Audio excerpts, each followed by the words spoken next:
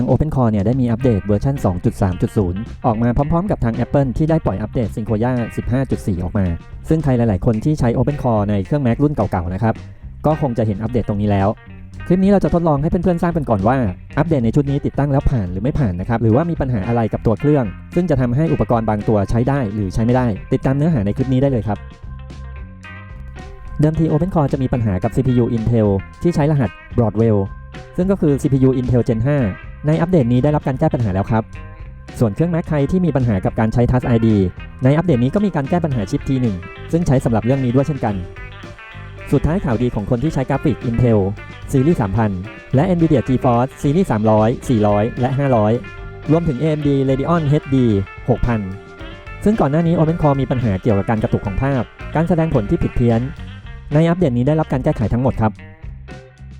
ปกติแล้วคนที่ติดตั้ง OpenCore ในตัวเครื่อง Mac ก็จะเจอกับ Dialog แจ้งเตือนแบบนี้นะครับซึ่งการอัปเดตผมแนะนำว่าให้อัปเดตเป็นคู่นะครับเวลาที่ macOS มีอัปเดตออกมาเนี่ยคุณควรจะรอ OpenCore ให้อัปเดตซะก่อนนะครับถึงค่อยอัปเดตทั้งคู่ตามไปแต่ทีนี้มันจะมีลำดับขั้นตอนในการอัปเดตอะไรทำก่อนอะไรทำหลังเราจะเริ่มจากขั้นตอนแรกให้กดดาวน์โหลดแล้วก็ install เพื่อให้ OpenCore เป็นเวอร์ชัน 2.3.0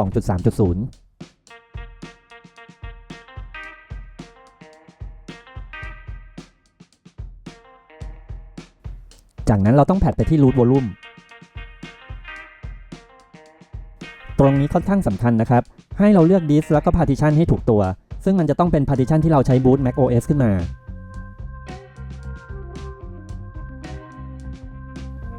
มาถึงตรงนี้เราจะแพดไปที่ start root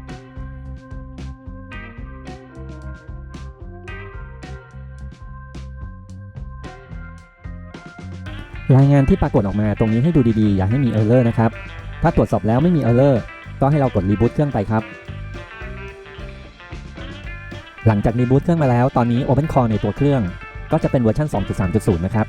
ตอนนี้ได้เวลาของการไปตรวจเช็คอัปเดตของ Apple ซึ่งก็จะมี macOS Sequoia 15.4 รออยู่แล้วนะครับตอนนี้เราสามารถกดอัปเดตได้เลย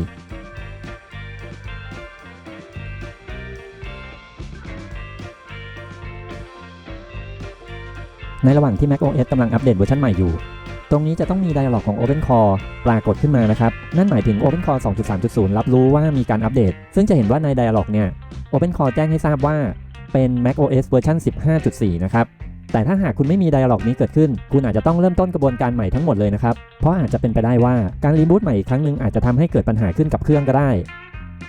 หลังจากที่ macOS อัปเดตเสร็จแล้วตอนนี้ macOS จะขอรีบูตเครื่องนะครับซึ่งการรีบูตครั้งนี้คุณต้องเตรียมคีย์บอร์ดกับเมาส์แบบมีสายแล้วก็ USB hub ส่วนเหตุผลที่ต้องมีผมเคยอธิบายไว้ในคลิปที่แล้วนะครับผมทำลิงก์ไว้ให้แล้วนะครับไปดูได้ในระหว่างการบูตเครื่องผมก็เจอคำถามว่าจะเปิดใช้งาน Disk Encryption ไหมตรงนี้ผมเลือกที่จะเปิดใช้งานนะครับและหลังจากที่กด Continue ตัวโปรแกรมจะให้โค้ดทั้งหมด24ตัวอักษรตรงนี้เราต้องจดแล้วก็เก็บไว้ดีๆนะครับเวลาที่เครื่องมีปัญหาอาจจะถามหารหัสนี้